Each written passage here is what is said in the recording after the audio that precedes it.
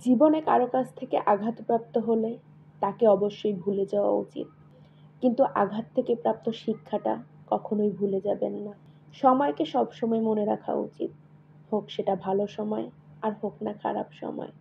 কোন মানুষ কোন সময় কী ধরনের আঘাত করেছে এটা সবসময় মনে রাখা উচিত। এটা যদি মনে রাখতে না পারেন তাহলে আপনি ঠেকেও শিখবেন না আর ঠকেও শিখবেন না। আসসালামু আলাইকুম। আমি শান্তা ইসলাম বলছি ব্যস্ত নগরী ঢাকা থেকে। কাছে দূরে দেশ এবং দেশের বাইরে যে যেখান থেকে দেখছেন, আশা করি মহান আল্লাহর রহমতে সবাই ভালো আছেন। আলহামদুলিল্লাহ, আমরাও ভালো আছি। নতুন আরও একটি ভিডিওতে সবাইকে স্বাগত। এই মুহূর্তে যারা ভিডিওটি দেখছেন, প্লিজ একটি লাইক দিয়ে পুরো ভিডিও জুড়ে সাথে থাকবেন। ভিডিও সম্পর্কিত আপনার কোনো মতামত কমেন্টে জানাবেন। যদি আপনি ভিডিওটি ফেসবুক থেকে দেখেন তাহলে পেজটা ফলো দিয়ে রাখবেন, আর যদি ইউটিউব থেকে দেখেন তাহলে অবশ্যই চ্যানেলটা সাবস্ক্রাইব করে রাখবেন। আর এই কাজটা যদি আপনি অলরেডি করে থাকেন তাহলে আপনাকে অসংখ্য ধন্যবাদ। একজন মানুষ হিসেবে আমাদের উচিত অতীতের দুঃসময়গুলোকে ভুলে যাওয়া, কিন্তু অতীত আমাদেরকে যে শিক্ষা দিয়ে যায় তা কখনোই ভোলা উচিত না। অতীতকে ভুলে যাও। অতীতের দুশ্চিন্তার ভার অতীতকেই নিতে হবে। অতীতের কথা ভেবে অনেক বোকাই মরেছে।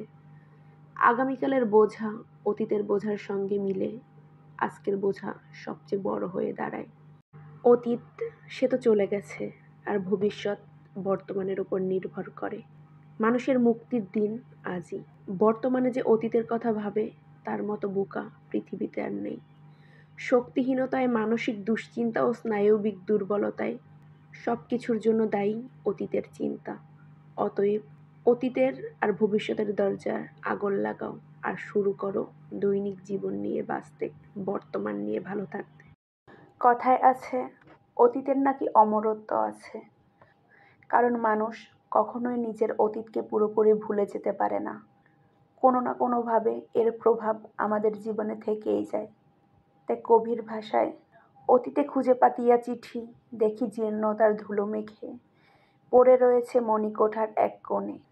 ভারাক্রান্ত হৃদয়ের চাপা যাতনায় চিনে চিনে ব্যথায় বুক ফাটে। প্রতিটা মানুষের জীবনে ভালো মন্দ কিছু অতীত থাকে, যা চাইলেই সে কখনো ভুলে যেতে পারে না। তবে অতীতের প্রভাব যদি বর্তমানে পড়ে তাহলে আমাদের ভবিষ্যৎ নষ্ট হয়। তাই অতীতকে অতীতের জায়গায় রেখে বর্তমানকে ভালো করতে হবে, যাতে তার সুফল ভবিষ্যতে পেতে পারি।